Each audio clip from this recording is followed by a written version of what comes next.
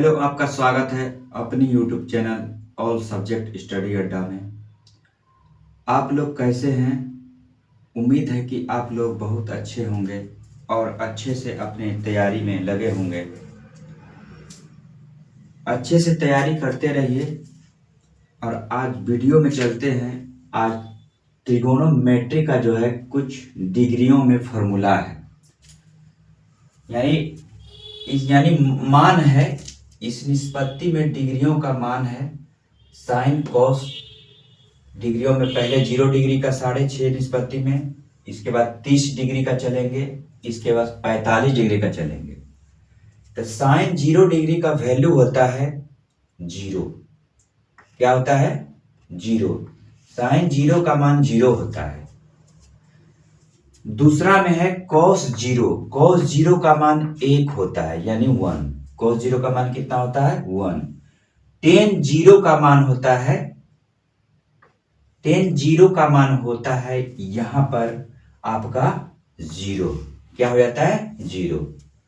समझिएगा, साइन 0 का value 0, cos 0 का वैल्यू 1, टेन 0 का वैल्यू 0। अब यहां पे चलिएगा 4 नंबर में कॉसेक 0 डिग्री। यहां से चलिएगा, कॉस 0 का मान कितना है? 0।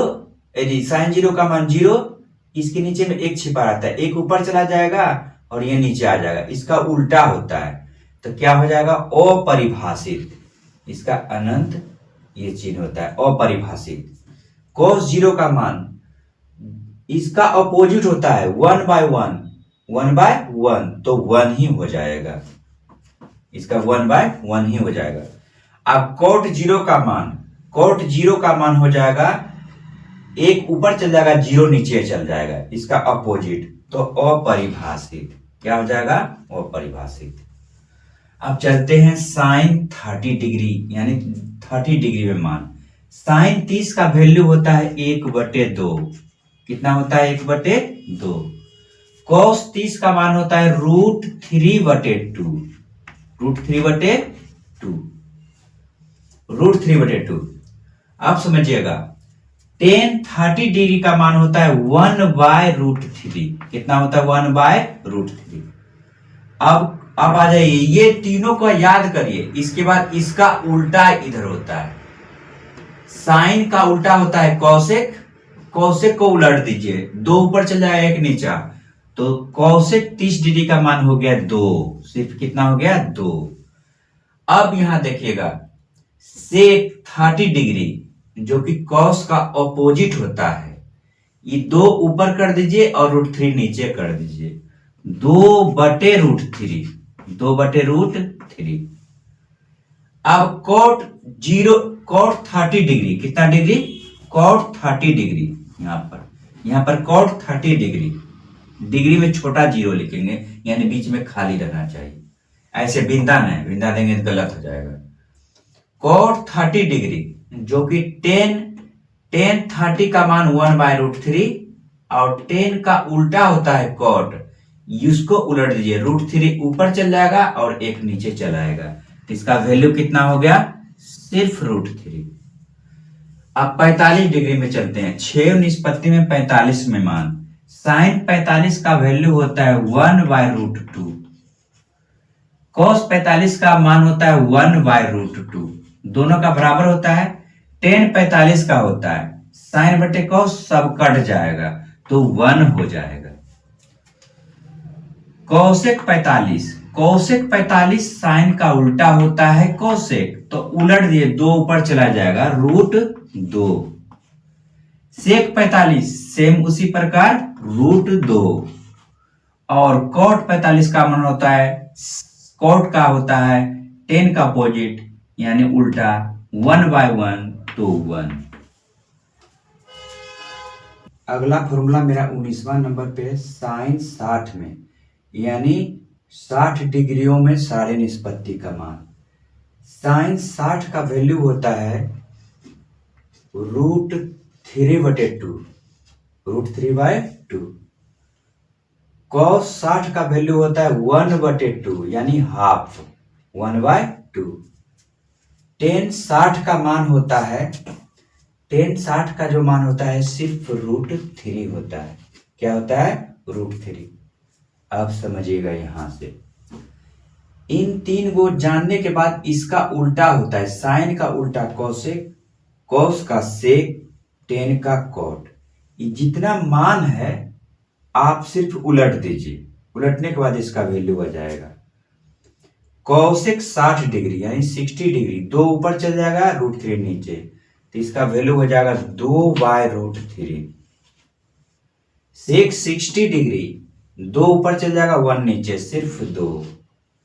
कॉट 60 डिग्री, इसके नीचे एक छिपा रहता है, 1/√3। क्या हो जाएगा? 1/√3। अब चलते हैं साइन 90। साइन 90 यानी 90 डिग्रियों में मान 6 का। साइन 90 का मान होता है 1, साइन 90 का वैल्यू 1। कॉस 90 का वैल्यू 0, कॉस 90 वैल्यू का 0। और टेन 90 का, जब ये दोनों हम जान गए, तब टेन सूत्र होता है, बताएं पिछले वीडियो में, साइन थीटा बटे कॉस थीटा, साइन 90 बटे कॉस 90। तो टेन 90 का मान हो जाएगा अपरिभाषित।